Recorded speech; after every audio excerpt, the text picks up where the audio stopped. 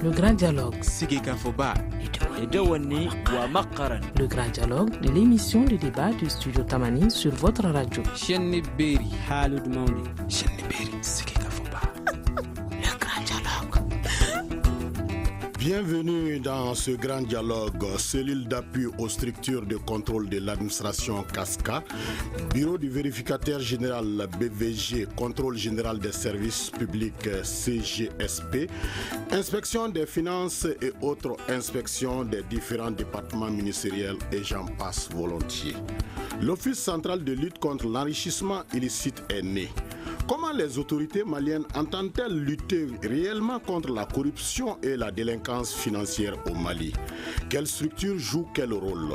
Est-ce une structure de plus? Pour en parler, nous avons convié autour de ce plateau Alifa Habib Kone, il est avocat. Bonsoir. Amadou Garan Kouyaté est le directeur du groupe de recherche sur la corruption au Mali. Bonsoir. Et le professeur Abdoulaye Nyanga, qui est un habitué du plateau, président de l'association Diogo Nimaya. Bonsoir.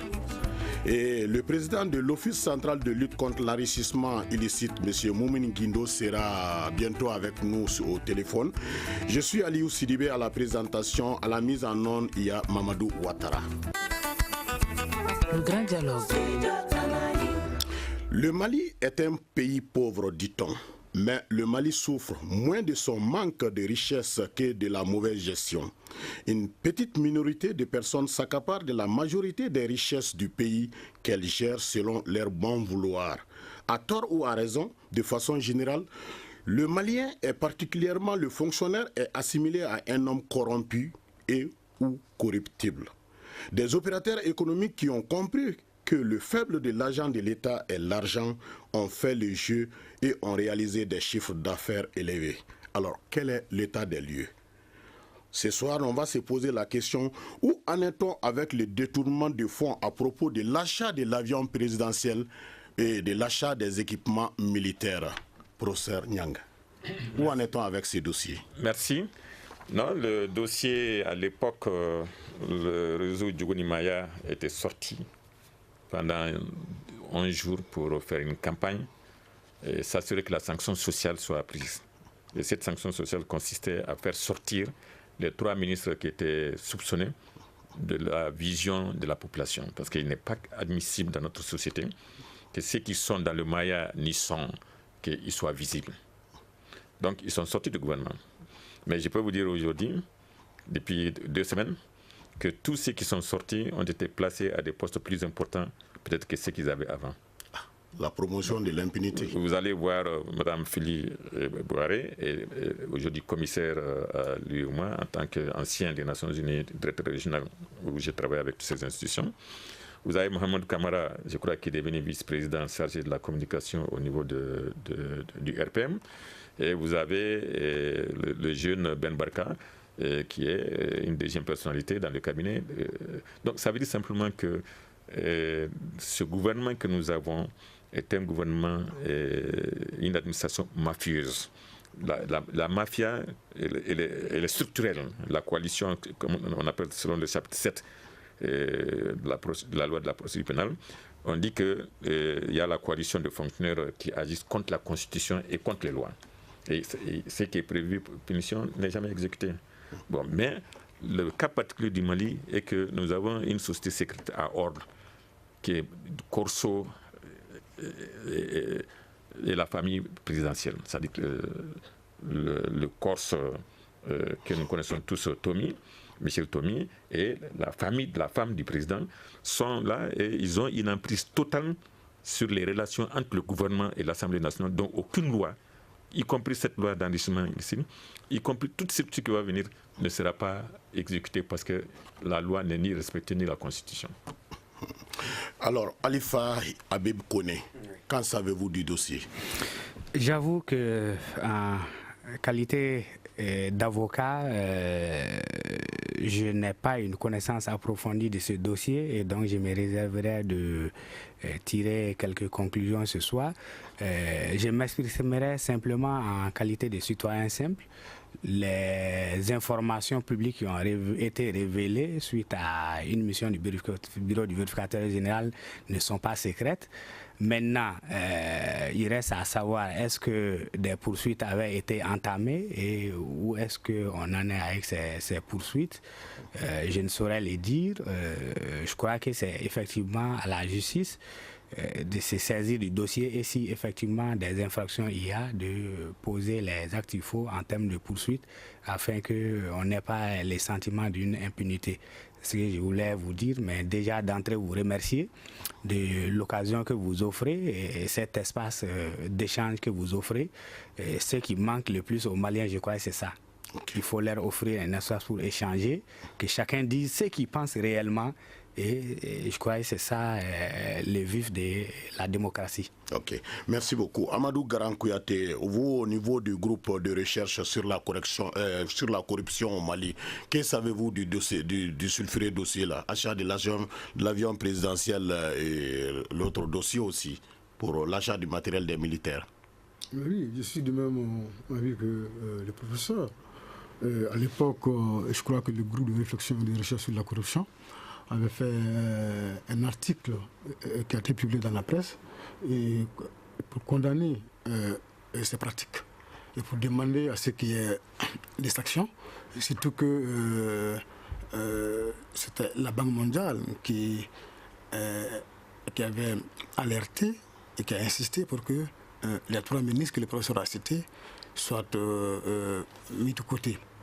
Alors, à ce jour, je crois qu'ils ont seulement été relevés leurs fonctions, mais plus rien après. Alors, donc, on a comme l'impression que les pratiques corruptives au sommet de l'État sont quelquefois couvertes, protégées, entourées de l'impunité totale. Alors, donc, en ce jour, il n'y a rien qui a été fait, en tout cas par rapport à ces dossiers-là. Ok, mais il y a un autre scandale là, qui a défrayé la chronique, c'est le cas des engrais et de carburant frélaté aussi. Et où en sommes-nous avec ces dossiers? Mais c'est la même chose. C'est-à-dire que c'est un système qui est là, qui est mis en place. La personne concernée est du parti au pouvoir. Donc, voilà, il est dans le système, il est couvert, aucune sanction. Et ce qui est à déplorer. Mais vous, à votre niveau, qui doit agir en ce moment, étant donné que déjà les présumés coupables sont connus, qui doit faire quoi en ce moment? Mais la justice doit jouer son rôle. Malheureusement, on ne voit pas la justice présente dans les cas de corruption. On va y arriver. La création de l'Office en tant de lutte contre l'enrichissement illicite. Si la justice jouait convenablement son rôle, peut-être qu'aujourd'hui, il y aurait déjà eu quelque chose. Mais la justice est là, je ne dirais pas impuissante, mais on a l'impression qu'elle est là pour rien, elle ne veut pas agir alors qu'elle peut agir. Et je ne sais pas ce qui la retient. Alors, mais professeur Nyang, vous voulez réagir? Oui, allez-y. Non, je pense que le système est très simple. C'est-à-dire que si aujourd'hui on dit que toi tu as fait des malversations, tu es le directeur sortant, moi je suis le directeur rentrant, ils vont me dire, mettons-le même là en prison, mais après on va dire, on va le laisser sortir, un coupable, et puis on va même te payer des dommages intérêts. Parce que si moi je ne fais pas ça, moi aussi quand je vais sortir, celui qui va venir va me mettre dans le trou pour te retrouver là-bas. Donc c'est un système qui marche bien pour le moment. Et tous les ministres qui sont venus, le ministre de la Justice, celui qui est le jeune, notre fiston, mais quand il est venu avec beaucoup de bruit. Qu'est-ce qu'il n'a pas promis? Et puis, allons-y à 2014. Le président de la République, il avait déclaré 2014 comme étant l'année de la lutte contre ça. La corruption, oui. Bon. Et Moussa Mara, qui était Premier ministre, nous a dit, dans un débat, quand le patron de Transparency était là, il dit dans quelques jours, on va commencer à mettre les gens en prison. Et j'ai dit, fiston, il dit, il y en a combien? Ah, il dit qu'il y en a beaucoup. Bon, je crois qu'après, on l'a fait taire. Oui. C'est-à-dire, aussi longtemps que c'est au niveau de Koulouba, au niveau niveau le plus élevé, comme vous le voyez aujourd'hui en Afrique du Sud, que c'est autour des Zouma que l'État mafieux est. Au Mali, l'État mafieux, c'est au niveau de couloir. Tant qu'on ne dit pas la vérité sur ça, tant qu'on ne démantèle pas ce réseau corse qui, depuis les années 90, depuis que Ebioka était Premier ministre, président de l'Assemblée nationale et aujourd'hui président de la République, ils ont mis un réseau tel que ce n'est pas possible d'appliquer la loi.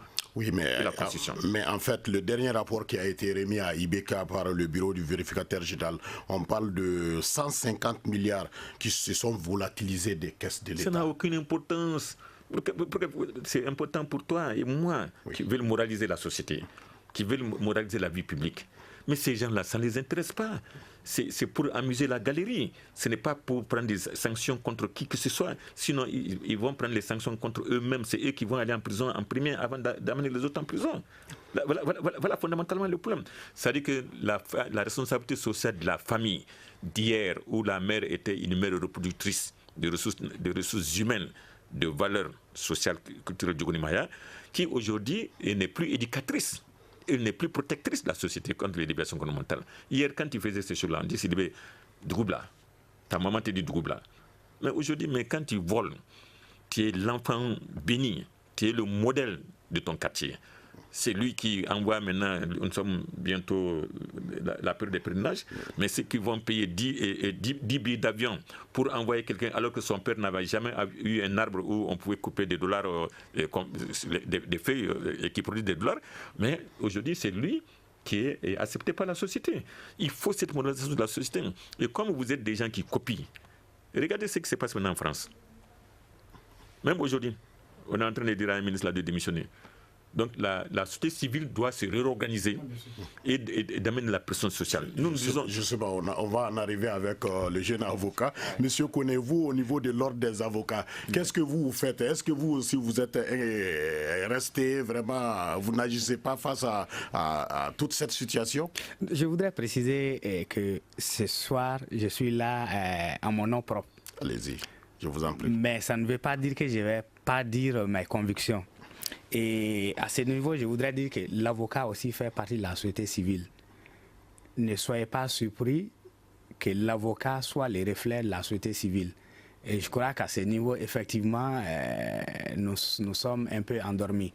Est-ce que les avocats aussi sont corrompus à tel point qu'ils ne veulent pas agir? Je n'oserais pas dire. Notre déontologie même ne nous autorise pas à être dans ces réseaux. C'est peut-être le système. Le rôle de l'avocat, c'est quoi? C'est d'être de tous les côtés. Pourquoi je dis de tous les côtés? Vous prenez quelqu'un qui est au pouvoir aujourd'hui, il peut penser qu'un avocat est son ennemi. Mais le jour où il tombe, il est pris, il est enfermé et certains en ont fait l'expérience. L'avocat sera le premier pour venir demander à ce qu'on respecte ses droits.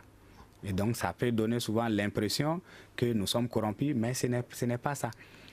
Mais l'avocat seul et les avocats seuls ne pourront pas faire des miracles. Hein. C'est toute la société civile.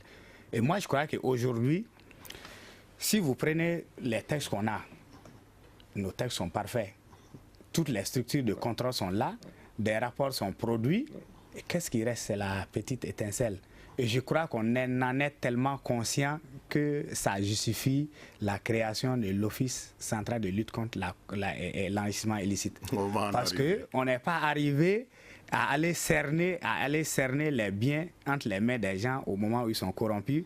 Maintenant, on s'est dit peut-être techniquement, lorsqu'ils les ont accumulés et que les signes extérieurs des richesses font qu'il y a une démarcation totale entre leur niveau de vie et les revenus, on peut les cerner. C'est peut-être un aveu en fait d'échec de la société malienne qui a abouti à la création de l'Office central de lutte contre l'enrichissement illicite. Ça, c'est mon analyse technique. Mais entre-temps, il y a un groupe de recherche qui s'est installé, recherche sur la corruption.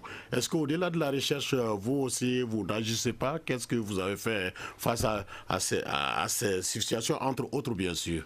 En fait, le groupe de réflexion et de recherche sur la corruption, on a deux volets par rapport à nos activités. Il y a un volet politique qu'on peut appeler le volet de dénonciation de la pratique, mais l'autre volet, c'est la recherche scientifique pure par rapport à la pratique.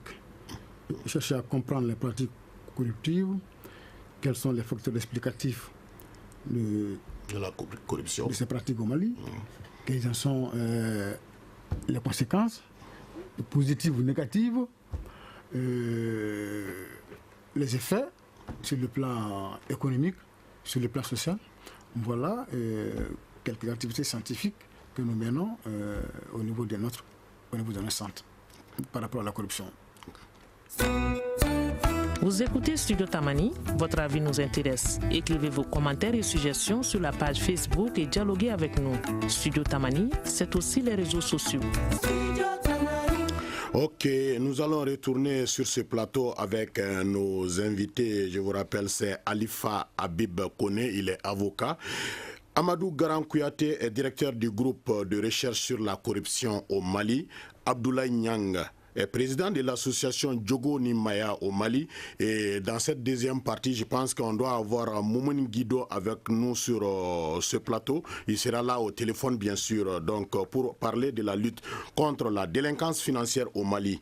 Les discours tentent aujourd'hui à faire croire que l'on prend le mal au sérieux. Au plus haut niveau, au sommet de l'État même. Pour être plus convaincant, une multitude d'institutions sont créées pour éradiquer le mal. Mais quel est le rôle de chaque structure en fait? Quel rôle pour les structures antérieures? Moumine est là au téléphone. Allô Moumine? Oui. Oui, bonsoir. Oui. Bonsoir. Vous allez bien?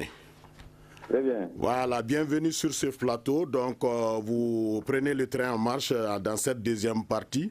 Alors, est-ce qu'on peut savoir, avant d'aller directement avec le rôle de chaque structure antérieure, quelle est la spécificité de votre structure-là, l'Office central de lutte contre la délinquance financière au Mali? Alors, la dénomination exacte, c'est l'Office central de lutte contre l'enrichissement illicite. L'enrichissement illicite de la délinquance financière.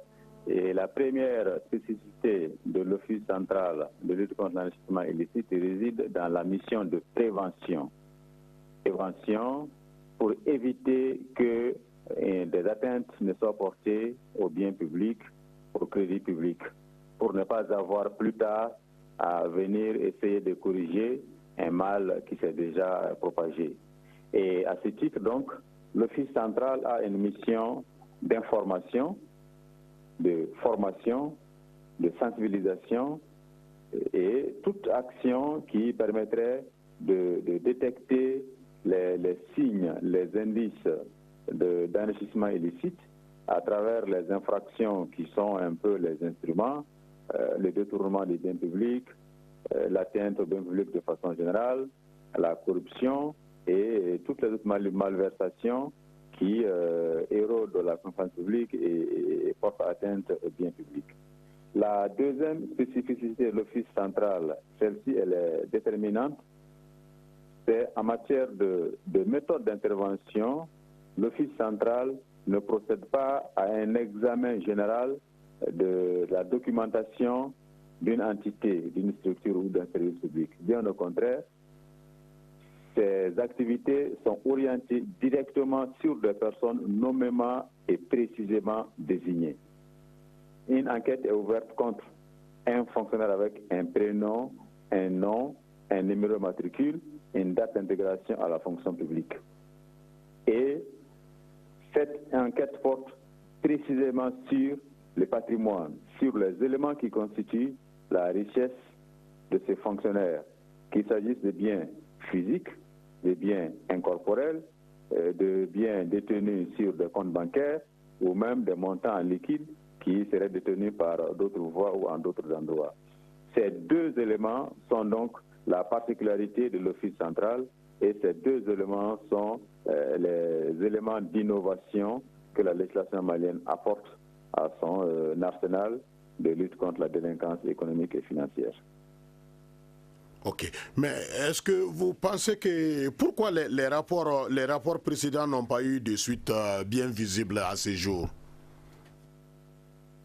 C'est une question de mise en cohérence des constatations d'audit, des constatations d'inspection, des constatations de vérification avec la compréhension et la vision ou, si vous voulez, l'implication du système juridique et du système judiciaire. Mais il ne faudrait pas non plus aller trop loin pour se questionner sur l'efficacité, sur le caractère opérationnel de notre système judiciaire à l'égard des dossiers d'inspection, des dossiers de contrôle, des dossiers de vérification. Il y a donc un effort à réaliser et l'Office central doit participer à cette action-là pour faire en sorte que les magistrats, les avocats comprennent mieux, comprennent plus le langage de vérification, de contrôle, d'audit. Et également en retour que les auditeurs, les contrôleurs, les inspecteurs aient également souci de se faire comprendre de la justice, en sorte qu'eux aussi, au moment où ils font les rapports, qu'ils prennent en compte les préoccupations de la justice en termes de clarté de la constatation, en termes de solidité des éléments de preuve, en termes de disponibilité des pièces justificatives. Voilà donc un peu, selon moi, la problématique qui se pose pour que les rapports d'inspection, les rapports de vérification, les rapports d'audit aient une effectivité au niveau de la justice. Ok, merci beaucoup, Monsieur Guino. Vous allez rester toujours avec nous. Donc, le temps d'adresser une question à Amadou Garankouyaté. Alors, au niveau de votre groupe de recherche, pourquoi est-ce que vous pensez que ces institutions, la création de ces institutions-là, ce n'est pas juste pour faire plaisir aux partenaires au développement? Bon, d'abord, rappelons que ce modèle, la création de l'Office en tant de lutte contre l'enrichissement illicite, on m'a dit que ce modèle s'inspire des modèles de lutte contre la corruption institués aux îles Philippines depuis les années 70, avec le juge Plana qui a été appelé par le président des Philippines à l'époque pour s'occuper de la gestion de l'administration fiscale où régnait la corruption. Alors, donc on a fait appel au juge Plana pour qu'il vienne mettre de l'ordre à son niveau. Il a mis en place des commissions, dont une qui était chargée de... Pour ce volet, vous pouvez aller rapidement. Voilà, de fournir des informations. Pour en venir au cas malien spécifique. Voilà, donc il a fait appel aux agents militaires et civils des services de renseignement des îles Philippines pour lui fournir des informations par rapport aux fonctionnaires dont le niveau de vie serait incompatible avec leur salaire. Alors, donc, ces gens-là étaient dans leur rôle. C'est des gens de service de renseignement formés pour cela.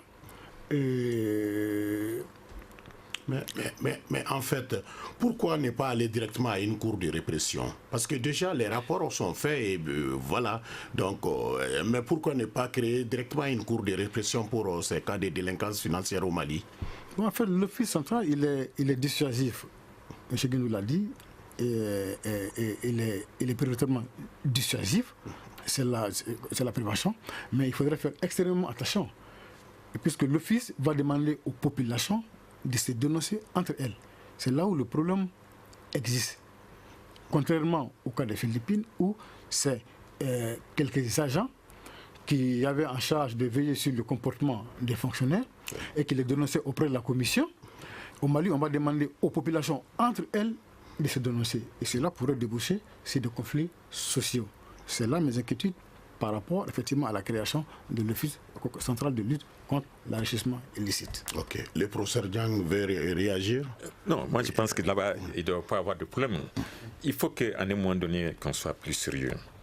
Le voisin qui n'a jamais été riche devient soudainement riche avec un parking rempli de V8. Et il faut que le voisin dise stop Maya Nisson. Qu'on écrit sur une feuille blanche Maya Nisson. Adabla. Stop. Il faut aller simplement faire l'inventaire des bâtiments qui se trouvent aujourd'hui à la CI. Mettre un numéro là-dessus et demander aux gens dans un mois, venez vous arrêter avec vos papiers. On a fait ces propositions depuis 2012 au gouvernement. Allez-y, vous arrêtez là-bas et les gens viennent justifier. Tu n'arrives pas à justifier, on te le prend et on te met en prison jusqu'à ce que tu justifies. C'est-à-dire que ce n'est pas une question de violation de l'ordre droit ils ont violé déjà eux-mêmes leurs propres droits parce qu'ils ont violé tout ce qui est standard. Moi, je félicite d'abord Guindo pour sa nomination à la présidence de cette institution et je souhaite lui dire que Diogo Nemaya peut collaborer avec eux. Mais ce qui est le plus important, il y a le docteur Alain Koyok qui a fait une émission ici il y a 3 ou 4 ans, qui a été un de mes anciens fonctionnaires que j'ai recrutés à Yaoundé, mais qui est des Nations Unies et qui a développé un modèle pour justement arrêter ce processus-là au Nigeria. C'est lui qui a développé le modèle pour traquer les comptes, les enregistrements, les mouvements illicites. Et s'ils veulent, aujourd'hui, je peux les mettre en contact et il peut revenir leur donner cette consultance pour les aider et partager l'expérience qu'ils ont eue au niveau du Nigeria, si jamais le rapport qu'il a préparé pour le Mali a disparu quelque part. Mais je pense qu'il est temps que la société s'engage, parce que c'est une plaie. La guerre que nous avons aujourd'hui, c'est une guerre économique. Et elle est beaucoup plus au niveau de la corruption. La déstabilisation des familles, c'est au niveau de la corruption. L'insécurité économique que nous vivons, c'est au niveau de la corruption. Et les magistrats nous ont été très clairs, je vais dire à notre avocat, et ils ont été très clairs avec nous. Ils nous ont appelés. Ils nous ont dit, écoutez, aidez-nous à sortir de la corruption. Aidez-nous à sortir du vol. Nous mettons les gens en conflit pour gagner de l'argent, parce que tous les 15 jours du mois, on n'a plus rien. Et si on ne fait pas ça, on ne peut pas vivre. Mais on voit maintenant avec notre âge que nous n'arrivons pas à dormir la nuit parce qu'on se souvient de ce qu'on a fait à Sidibé. Et qu'on sait que Sidibé, par exemple, a perdu des parents à cause de notre corruption. Donc ils nous ont dit, aidez-nous à avoir les 31 milliards. Et effectivement, on est allé voir le bureau du Premier ministre, on est parti voir le ministre de la Justice et le ministre de la Fonction publique. Donner les mêmes 3% du budget. Parce que si ces gens-là sortent de la corruption, tous ces mécanismes-là vont marcher. Mais sinon, audit, contrôle, inspection... Le blocage, c'est au niveau de la magistrature. La lutte contre la corruption. On ne peut pas juger. Ce n'est pas possible de juger parce que c'est l'occasion aussi pour les magistrats d'avoir une partie, de retenir une partie de cette richesse-là. Bon, les avocats sont là-dedans. Moi, j'ai passé par un jugement. Les avocats et les magistrats se mettent ensemble pour prendre de deux côtés. Et là où tu as raison, on enlève ta raison et on donne à l'autre. Et c'est ce qui fait que demain, la possibilité pour nous, autour des terres, d'avoir une guerre civile est possible. Ce qu'on voit déjà au centre du Mali va s'étendre dans le reste du Mali à cause effectivement de cette liaison entre les avocats, les magistrats et l'administration publique. Que Dieu nous en protège. Cette corruption. Okay. La logique de l'office central, il y a bien des dangers. Il faut faire extrêmement attention. L'office veut quoi? C'est-à-dire que moi, j'ai un voisin qui est policier. Je constate qu'effectivement, il est dans des V8. Il a 2 maisons, 2 femmes. Il y a un numéro vert qui est mis à ma disposition. J'appelle l'office pour dénoncer le policier. Ok. Alors, donc, l'office va faire... Oui, d'accord. Mais on va retourner au niveau de M. Guindo. Moumen Guindo, vous êtes là? Oui, je suis là. Voilà. Maintenant, avec la création de l'office, est-ce qu'on peut s'attendre à retrouver les mêmes acteurs qui ont été impliqués dans l'achat de l'avion présidentiel et autres équipements militaires? Nous ne traitons pas des cas, comme je l'ai déjà expliqué, mais plutôt des situations individuelles. Nous partons sur la base des biens acquis par une personne nommément désignée et ensuite nous approfondissons pour savoir si ces biens-là ont un lien ou non avec les revenus légitimes. Pour revenir au mode de saisine de l'office central, il est vrai, comme l'a dit un de vos invités, la saisine, la dénonciation est une voie, mais c'est une voie secondaire. La voie principale et la première, c'est celle de l'exploitation des déclarations de biens déposées par une liste de hauts fonctionnaires déterminée par les textes sur la lutte contre l'enrichissement illicite. Donc l'Office central va exploiter ces déclarations et comparer d'une année à une autre quelle a été l'évolution. Et même par rapport à une année donnée, comparer le total du patrimoine par rapport au total des salaires et autres émoluments légitimes versés. Lorsque nous aurons atteint notre vitesse de croisière, nous serons en possession de 2 bases de données, de 2 fichiers, 2 bases de données. Une base de données de l'ensemble des fonctionnaires avec leurs revenus légitimes. En cliquant sur le nom de X Diarra, contrôleur des douanes, engagé à la fonction publique depuis 1998, nous sommes aujourd'hui à 2017, un seul clic doit pouvoir nous donner quel est le total des montants qu'il a perçus de l'État sur la base de son activité légitime. Nous aurons une deuxième base de données du patrimoine des fonctionnaires assujettis. Également, avec un clic, on fait apparaître la valeur totale des biens, on fait une comparaison et nous avons un écart éventuel. Cet écart-là, il sera demandé à l'agent de le justifier, en précisant que, selon la loi de 2014, il appartient aux fonctionnaires mis en cause de démontrer le caractère licite et légitime des biens. Il y a ce qu'on appelle le renversement de la charge de la preuve. Mais M. Guino, avec ce principe-là, est-ce que vous pensez quel type de Maliens vous allez pouvoir intercepter avec ce système? Seuls les fonctionnaires sont visés? Les fonctionnaires. Les textes sur l'enrichissement illicite visent principalement les fonctionnaires parce que ce sont eux les vecteurs de la gestion publique, ce sont eux les acteurs de la gestion des finances publiques.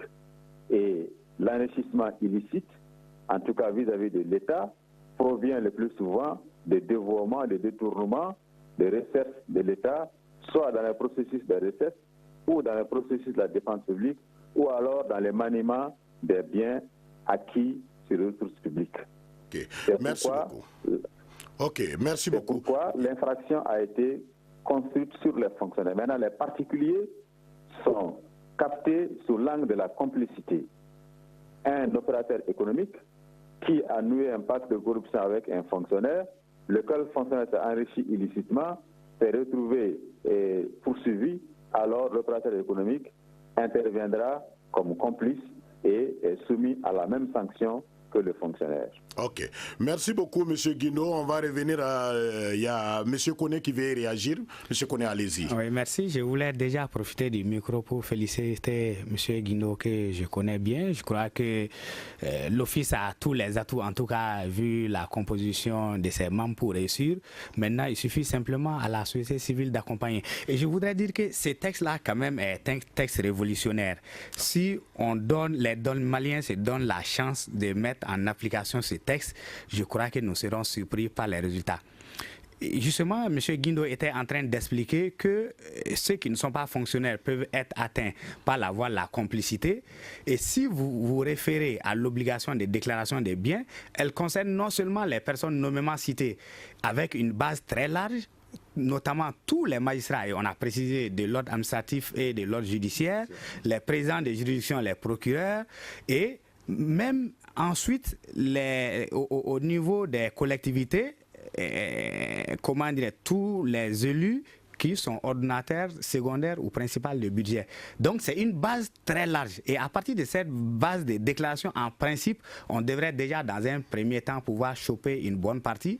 Et dans un deuxième temps, on vous dit que toute personne qui pourrait être poursuivie pour enrichissement illicite, lorsqu'elle se dépêche pour dénoncer les faits au procureur avant qu'elle ne soit poursuivie et que ça aboutit à la poursuite d'autres personnes, des complices par exemple, la personne est absoute.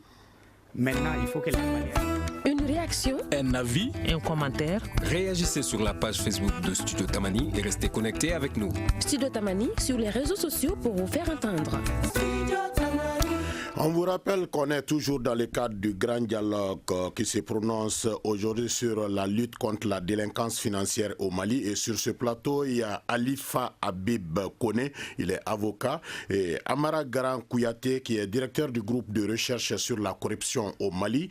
Abdoulaye Nyang, président de l'association Diogo Animaya, et Moumine Guindo, qui est le président de l'Office central de lutte contre l'enrichissement illicite au Mali. Il est au téléphone avec nous, c'est la troisième et dernière partie.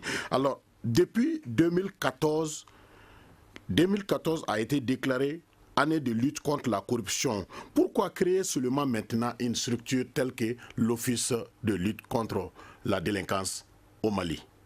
Alors, professeur Nyang. Bon, vous savez, nous sommes à moins d'un an des élections. Il y a on s'excite et on essaie de lancer des choses pour amuser la galerie un peu, pour tromper les gens et donner un second mandat. Ça s'arrête là. C'est dans ce cas que les routes sont là. Tout. Donc ça, c'est un mouvement qui ne donnera pas de résultats. Sinon, aujourd'hui, on a suffisamment d'informations pour pouvoir commencer à arrêter et donner vraiment le signal. Parce que tant qu'on ne donne pas l'exemple, qu'on a arrêté de gros bonnets qui sont partis de gros poissons qui sont partis dans le trou, et ça ne convainc personne. En tout cas, nous, en ce qui concerne la veille citoyenne, parce que je suis quand même là en tant que membre du directoire de la Coordination nationale de veille stratégique et citoyenne, et là, nous ne croyons pas du tout, du réseau Djogorimaïen, nous ne croyons pas du tout que ça va donner des résultats. C'est une institution de plus, et on a donné du travail à des amis, et puis, ou à des parents. Je ne dis pas que le président est ça, mais en général, c'est la tendance. Monsieur Guino, pourquoi attendre aujourd'hui seulement pour créer l'Office central de lutte contre la corruption au Mali? La loi a été votée, adoptée, promulguée le 27 mai 2014, qui a annoncé la prise d'un décret qui est intervenu un peu plus tard. Et ensuite, il fallait créer l'Office central parce qu'entre-temps, il y a eu un changement de loi qui a fait qu'il fallait prendre une loi spécifique pour créer l'Office. Et cette loi est intervenue par ordonnance le 23 septembre 2015, qui a également prévu un décret qui est intervenu le 9 novembre 2015. C'est pour dire que c'est un processus législatif qui a été engagé en 2014, dont nous sommes à l'aboutissement par aujourd'hui la nomination et aujourd'hui la prestation de serment des membres de l'Office central. Pour ce qui nous concerne, nous ne faisons pas de la politique et d'ailleurs, le texte de l'Office central fait défense même à un homme politique qui vient à être nommé de continuer son activité politique. Donc nous ne sommes pas dans le champ politique. Notre mission, nous y croyons, nous y adhérons et nous nous acquitterons avec toute l'énergie, toute la détermination que nous appelle la protection de l'intérêt général, la satisfaction de l'intérêt public. Nous sommes déterminés à aller, en tout cas, avec les moyens légaux, les moyens institutionnels qui sont mis à notre disposition. Et nous croyons, pour ce qui nous concerne, que c'est une mission qui ira à son terme, qui aura des résultats. Et pour le moment, nous n'avons aucune indication pour dire que les autorités n'adhèrent pas à cette structure, que les autorités ne la soutiennent pas. Si. Ok, Monsieur Kony, oui, allez-y. À ce niveau, effectivement, je voulais préciser que c'est peut-être une coïncidence, mais c'est vraiment un long processus. Si vous vous rappelez, ce texte a été introduit et défendu pendant que Malick Coulibaly était ministre de la Justice. Donc c'est vraiment un long processus. Et moi, je crois que, comme je l'ai encore dit, je le répète, pour moi, c'est une nouvelle chance pour le Mali. Il faut que nous croyions à cette structure, qu'on l'accompagne.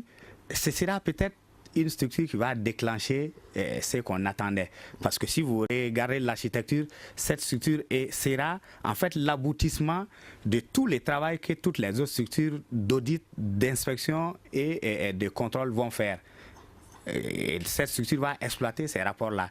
Et moi, je crois qu'il faut vraiment l'accompagner. Ok. Alors, Amadou Garan Kouyaté, est-ce que vous pensez que, est-ce que la fin du mandat, parce que le mandat du président tend vers sa fin, est-ce que c'est compatible avec un tel combat maintenant? Oui, comme M. Guénon a eu à le dire, c'est vrai que depuis 2014, on en parle. J'ai participé aux travaux. Je crois que cet office a un côté qu'on peut saluer.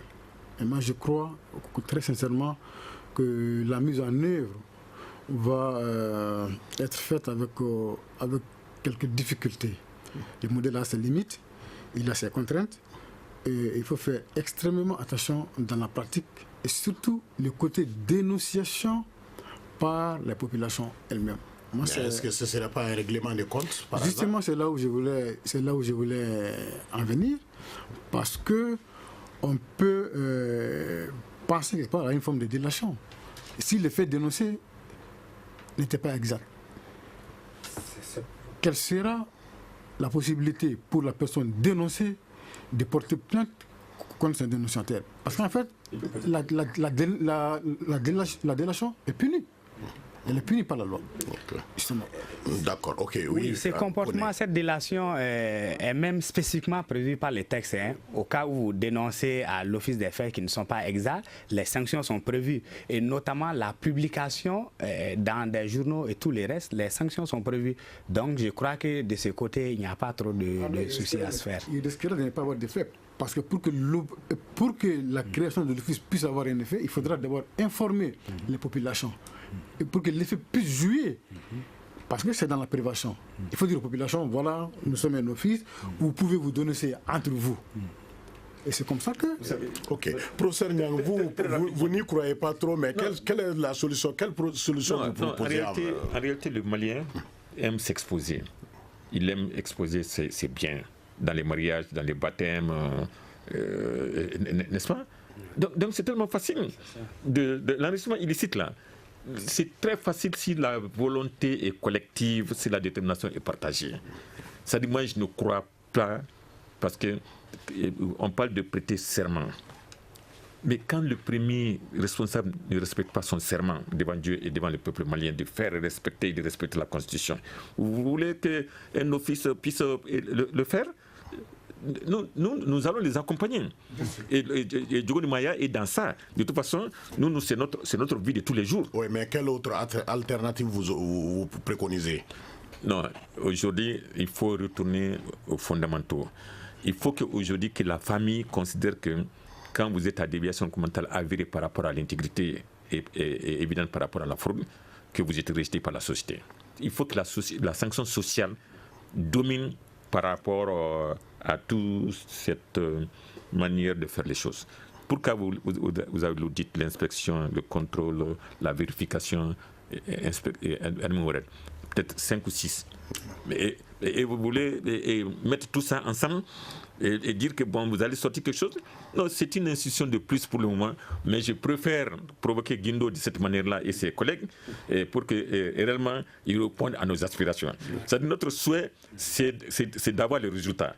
Et pour cela, nous allons les emmerder et nous allons veiller sur la structure, que des résultats soient là. Nous voulons que dans les semaines à venir, là, que les premières activités soient visibles aux yeux de tout le monde. Et en ce moment, on va commencer à croire.